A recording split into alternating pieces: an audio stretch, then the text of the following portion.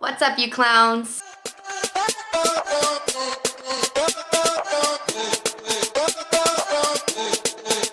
I'm on the floor today. I also cut my hair. I have this thing that every time our lockdown gets extended, I cut my hair. So we'll see if my government makes me bald by the end of this. Hey guys, welcome back to my channel. My name is Emily and I go by emkfit. We're gonna do things a little bit differently today. This is a video I've wanted to do for a very long time. You guys know that the driving force behind my channel is mental health. It's the reason why I came up with emkfit. I'm excited, but very scared. Very nervous to film today's video, but it's something that I really want to do.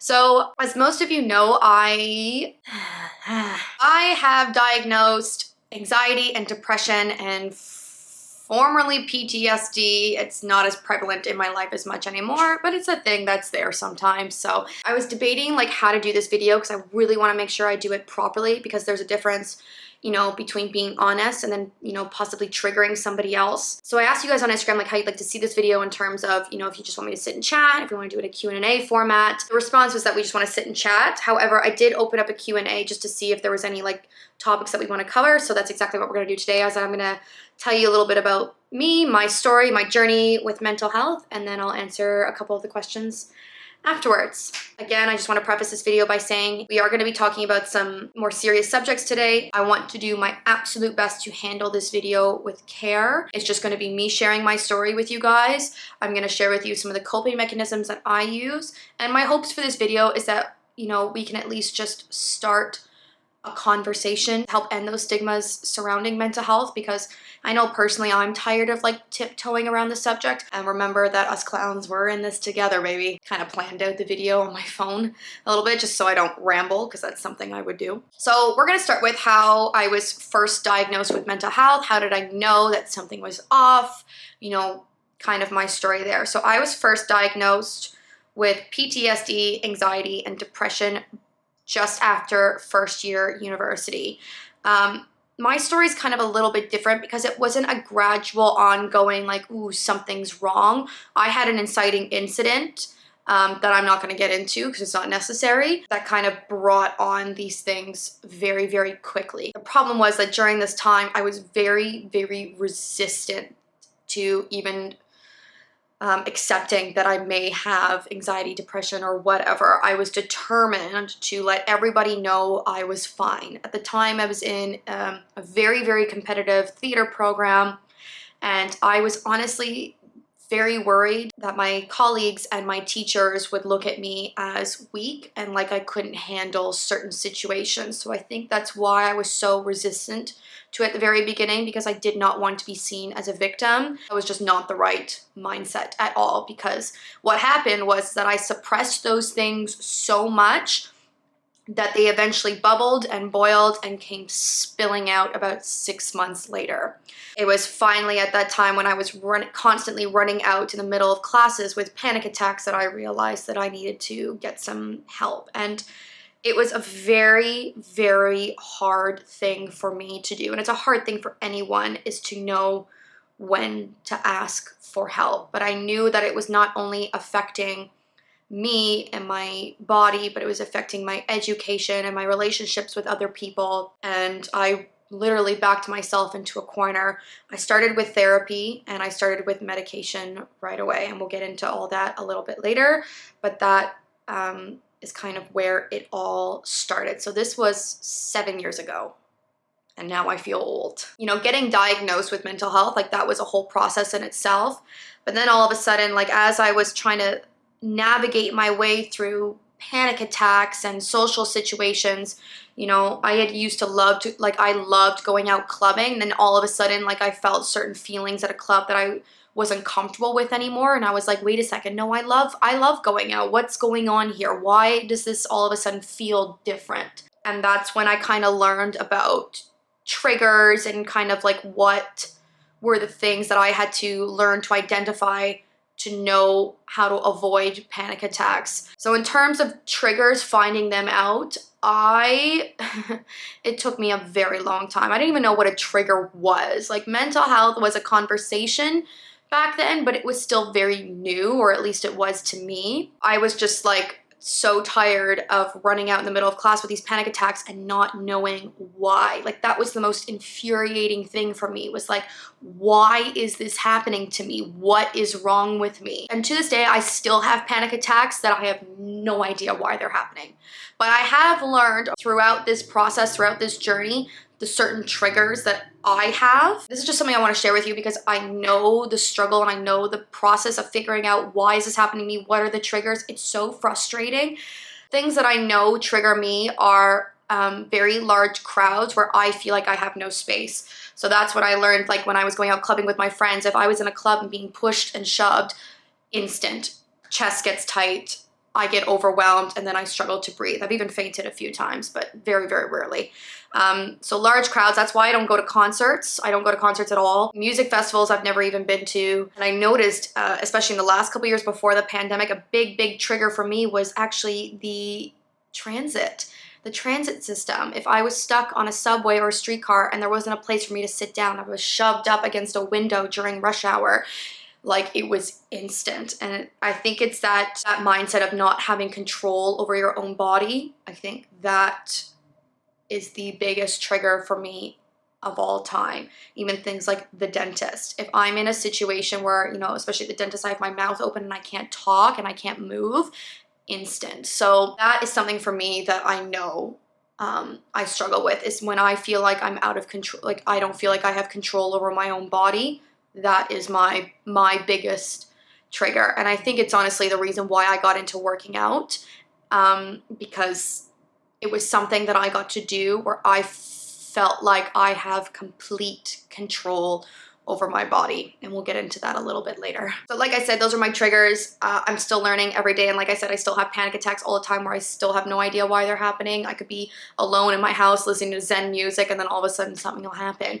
And I think the thing that I want you to take away from this and me telling you my story is that, you know, mental health it's more prevalent now and people are finally starting to talk about it, and it's great, but it is still new. We're still trying to figure things out. And the thing that I want to say, you know, to anybody watching this video is that what triggers me may not be what triggers you. What helps me maybe like doesn't help you at all. So I want to just make it very, very clear that all I want to do is just share my experience and share my story. And I just want to make sure that you don't compare yourself to me or anything else. So I want to talk about like the different therapies I've tried in terms of medication, you know, different types of therapists, etc. So I have been to a total of, I think five different therapists. I've tried a lot. I've tried ones that were, you know, free through my school. I've tried ones that were free through the healthcare system. I've tried very, very expensive ones that I paid money for. I have not found a therapist that works for me yet. I always say, when I was a personal trainer, I always say like finding a personal trainer is like finding a therapist. You have to find one that works for you. I have not found a therapist that works for me. I've tried young, old, male, female. I've tried like different kinds of therapy, CBT. I forget what this one was called, but I tried the therapy where they make you relive your trauma over and over again. Yeah, didn't like that one. Works for some people, great. Didn't work for me.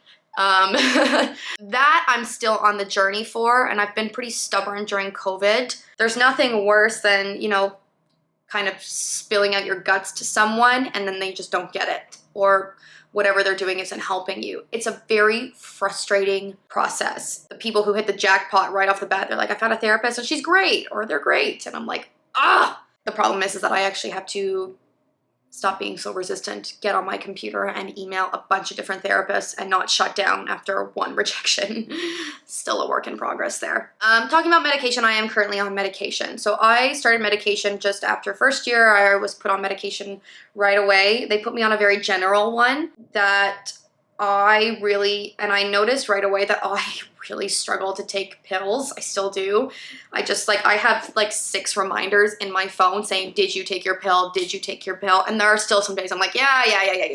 And then I miss it a couple of days and the next thing you know, I'm not okay. I was on medication for a few years when everything kind of first started developing. And then one day I got stubborn. I was like, I'm done. Like, this is just not helping. The problem is that I realized very quickly that the medication, maybe I didn't feel like it was making me better, but it was preventing me from getting worse. So for, I think it was about a year or 2 that I was off medication, very, very slowly, I started to slide back into a very dark place and I didn't even know about it. And that was something new for me because I was so used to, like, the first time I kind of had that inciting incident to be like, oh, okay, something bad happened to you. Now you can, like, at least have something to blame it on.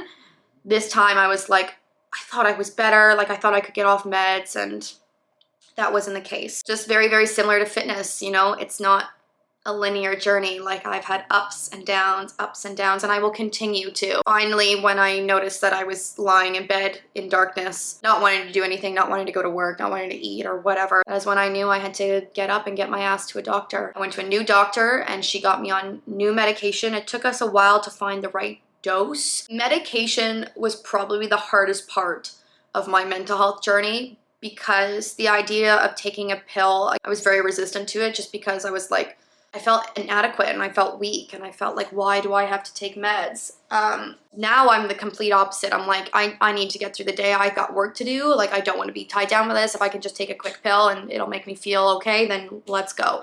But at first, yes, I was very, very resistant to it. And not only that, it took me a while to find the medication that worked for me. There are many different types, and some of them can make you feel worse. I was on a medication once that actually made me feel worse instead of making me feel better. And it sucks because it was just a very hard process to go through because you're essentially rolling the dice, right? There's no way to find out beforehand if this medication is going to be the right one for you. You have to be patient and you have to give yourself time to figure out, does this work for me and does it not? And the problem is it doesn't take a couple days. You don't find out if a couple days the medication's right for you. It takes weeks. It takes months. So, you know, if you're someone right now that's thinking about medication or you're starting medication or you've been on it, just know that I've been there through that process of trying to figure out what works for you. Be patient and be kind to yourself. I know the feelings of, oh, I'm taking medication, it's not working, I must be inadequate. That is not the case. It just means you have not found the right medication for you. And I don't even know if this medication I'm taking now is 100% right for me, but I know it's not making things worse, and I know it's keeping me in a somewhat decent place. And for me right now, that's all I need. So that is my experience there. So the last thing I want to do, and then we're going to get into more of like a Q&A format where I take some of the questions you guys ask me on Instagram and then I'll answer them as honestly as I can, is my current coping mechanisms, how I deal with panic attacks and everything else. So I'm going to say, like, on a day-to-day, the thing that I struggle with the most now currently is my anxiety. I feel like with my medication, my depression is pretty much under control. But the thing that I still struggle with is anxiety. When I talk about anxiety, I'm not necessarily talking about panic attacks. I'm talking about, you know, the fact that I have a lot of trouble sleeping. I don't like to be alone with my own thoughts. And especially during the pandemic, I found it really, really difficult to sit in silence, especially living alone. And I'm not saying this is a good coping mechanism, I have a TV show on 24/7. Like, I fall asleep to it. The minute I get up, I put on a TV show and eat my breakfast. Like, it's just, I really, really struggle to be alone with my own thoughts. Because I know for me, like, when my anxiety starts rolling and I start overthinking things, I spiral really, really quickly. And like I said, I don't think it's a good coping mechanism, but it's just something that I'm doing right now just to survive this pandemic.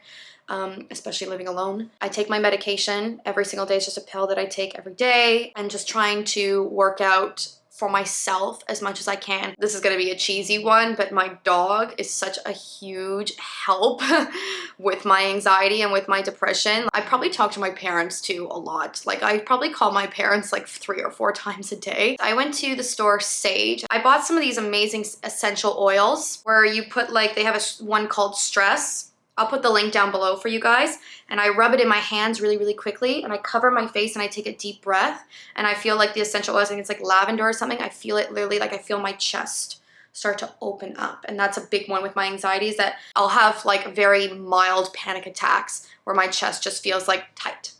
I can breathe, but my chest is tight, and that's something that really helps me as well. When I have panic attacks, I have a couple of things that I do. Sometimes I'll do like the breathing stuff on my Apple Watch. I'll call my parents. My dad is usually like my safe person that I call when I have panic attacks. He's really, really good at kind of like talking me down.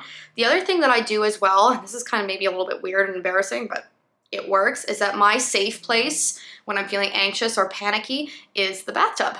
I take a lot of baths. There's just something about sitting in a bath with hot water on my body that I can just feel my muscles kind of relax, and that is my safe place. None of these are solutions, none of these are cures. These are just things that I do. They may or may not be helpful to you, but that is just what I do. I'm gonna do a little bit of a Q&A. It's a longer video, I apologize, but I think it's an important one. So I just have a couple questions here that we'll talk about, and yeah. Okay, so question 1, how has the pandemic affected your mental health living with your parents versus living alone?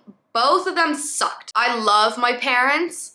I don't like living with them, especially because my parents at the time lived so far up north, 8 hours away. I just felt like I was so separated from my life. I created a life and friends in Toronto, so that was really difficult.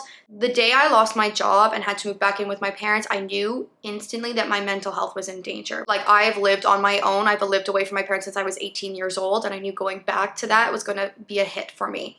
So instantly, the next day, I got on Instagram and I did a live workout because I wasn't teaching classes anymore, and I knew that working out helped my mental health, and I knew I had to keep myself accountable, otherwise I was going to spiral really quickly.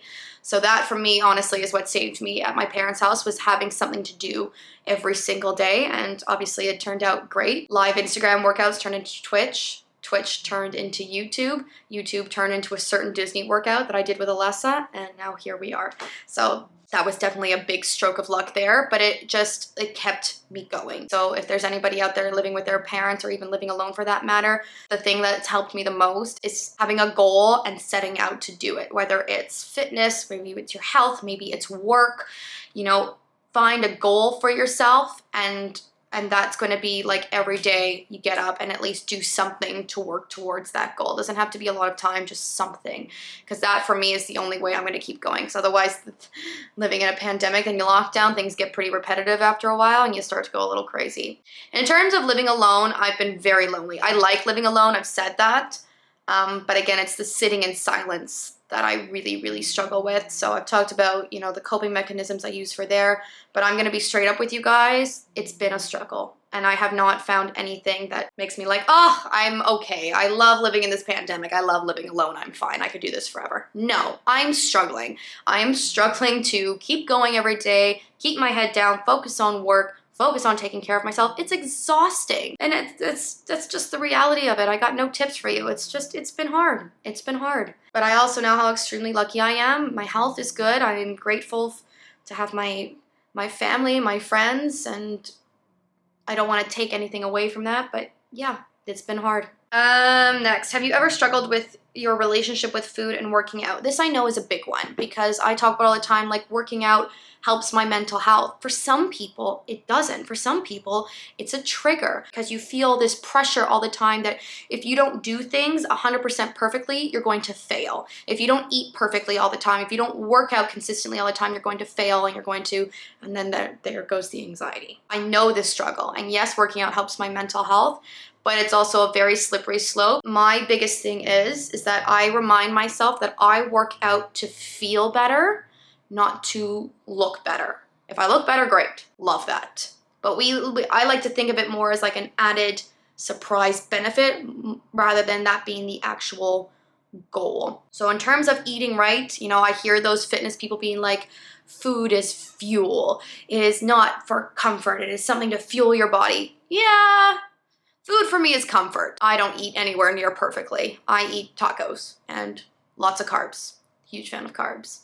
I love a good steak. And this is just what works for me, to eat perfectly. Maybe it'll help my physical health, but for my mental health, it'll be awful because I'll be counting calories and counting macros, and it'll ruin my relationship with food. And that is not something I ever want to do. So in terms of have I ever struggled with my relationship to food and working out?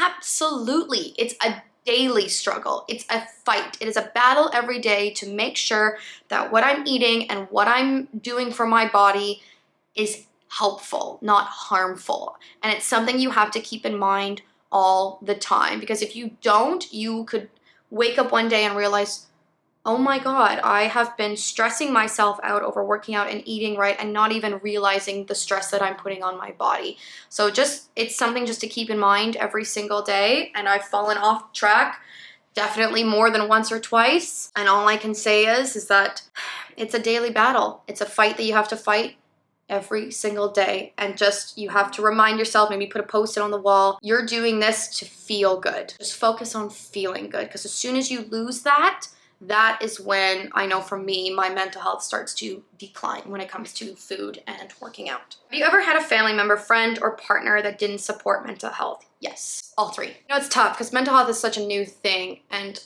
I was actually raised to believe that, you know, we are always in control of our own emotions. I find that to be, you know, extremely demeaning and very like hurtful towards people with mental health problems, because it just makes them feel inadequate. And that's something, you know, I already struggle with on a daily basis, so I don't need to be reminded of it. So yes, to an extent, we are in control of our own emotions. That does not mean that mental health does not exist. And it's a tough thing, especially with older people, I know for sure, because that's not the way they were raised and that's not their fault. I find in the past, like, you know, with family, you know, you can't really control that. You just have to make sure you find your people that you can trust. But I've absolutely had relationships where my mental health was an inconvenience to them, and that sucked. And or friends, even when I'm going through something and they don't understand, you know, I think the hardest thing is accept that the people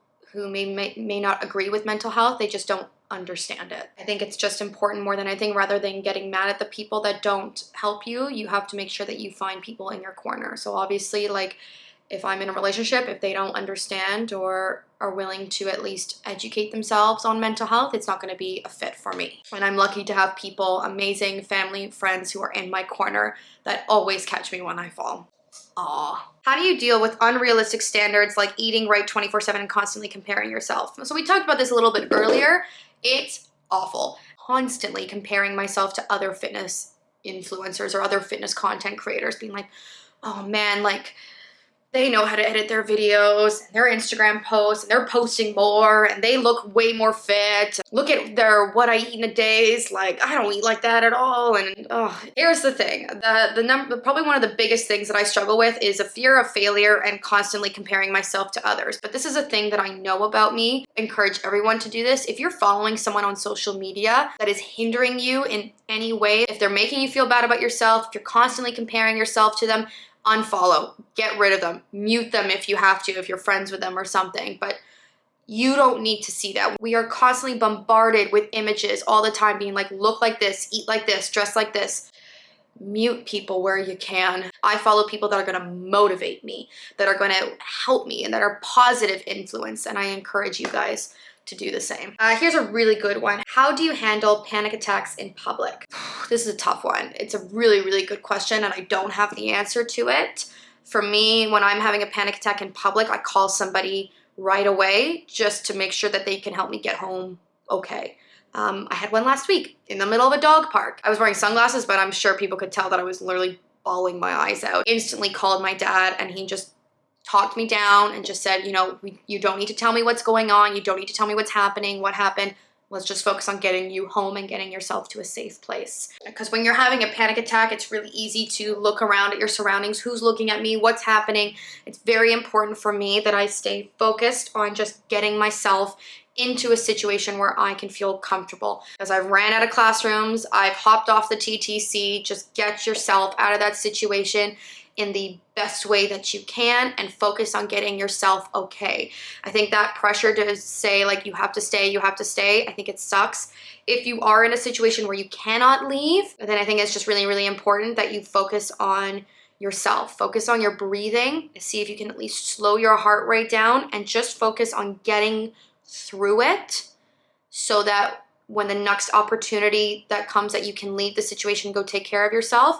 Don't focus on getting better. Don't focus on anyone else for that matter. Just focus on surviving and getting through that situation. And I don't know if that's any good advice whatsoever. Trust me, I've been there. I have not handled public panic attacks gracefully.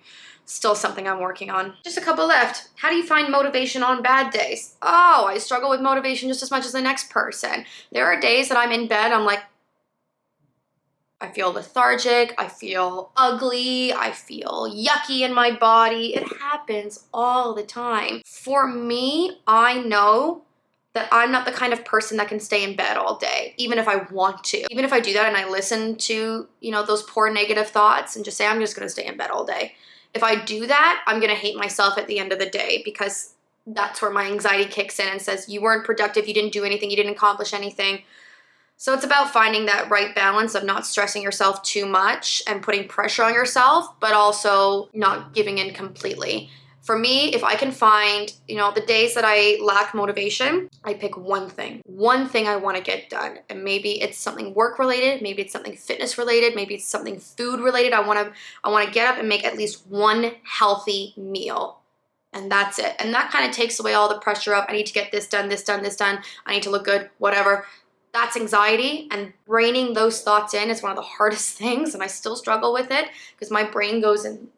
But pick one thing. And that way, it doesn't matter what you didn't get done that day. You set out a goal and you completed it, and then you can go to sleep at night feeling good about that. The rest, it'll come tomorrow, and tomorrow is always a new day. All right, you guys, last but not least, how did you pull yourself out from a dark place? Listen, with this question, I'm not gonna get into too much detail because, again, I don't wanna trigger anyone.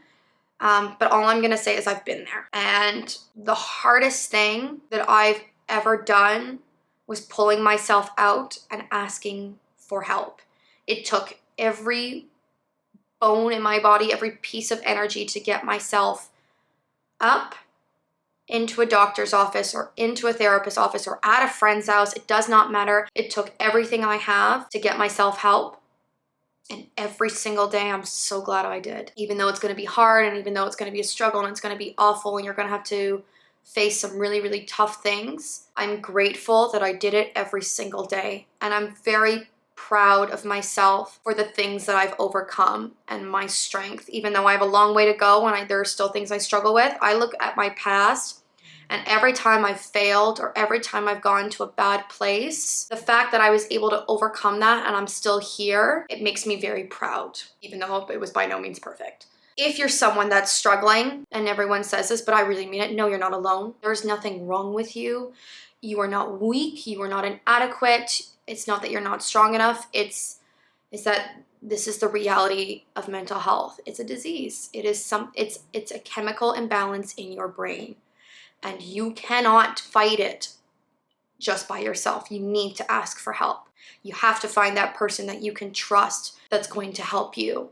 So with that being said, I'm going to attach resources down below for anybody that is struggling. I hope, if anything, this video at least gives you some comfort to know that you see me smile and flail and looking maybe all confident to look like an idiot on the internet, but I'm still human. And I still struggle. I'd like to do more chats like this. I just think there's just value in just talking about it.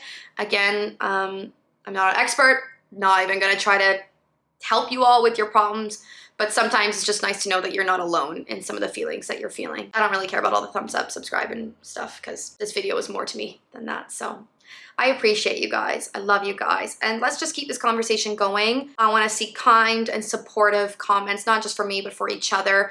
Remember that this is a community that we've created. The clown community is ever growing and it is strong as hell. So be kind to each other and support each other, because we're going to get through this. Especially all my people out there still in lockdown, we will get through this. So thank you guys so much for listening to me talk. I'll see you guys next time, okay? I love you guys. Bye.